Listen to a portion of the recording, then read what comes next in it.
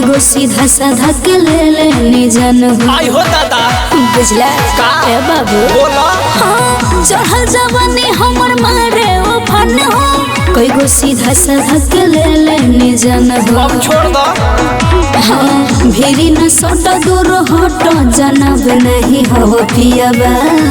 अरे काहे हो सुन दे हाथ है बूची घूमेले रंगा बाजई हवा जिला कैमूर है बूची घूमेले रंगा बाजई हवा। ढेर न बोला खाज बुका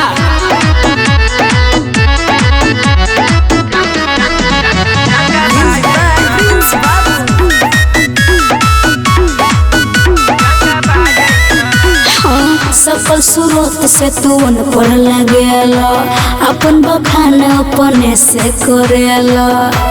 पागल हो का हाँ हो हाँ सकल सूरत से तू पर लगेला अपन बखान अपने से करेला। बनेलू सुनया समाट तू ज्यादा अपन निहारेलू न मान मर्यादा। छेरा तू जनी होई बड़का घराना के हम धियाबा। इ तो लौकता सुनते हाथ है बूची घूमेले रंगा बाजई हवा जिला कैमूर है बूची घूमेले रंगा बाजई हवा।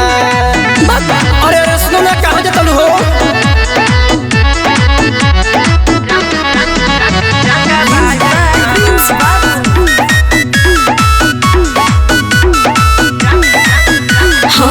बुझतनी तोहर फीलिंग के हम तो लेकिन अकेला देखी तोर से मन तो। अरे मैडम का बुझला हाँ बुझतनी हो तोहर फीलिंग के हम तो लेकिन अकेला देखी तोर से मन तो।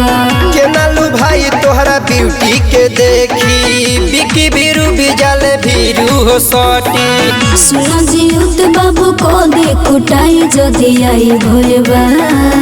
अरे तो बुला लो सुन दे हाथ है बूची घूमेले रंगा बाजई हवा जिला कैमूर है बूची घूमेले रंगा बाजई हवा। अच्छा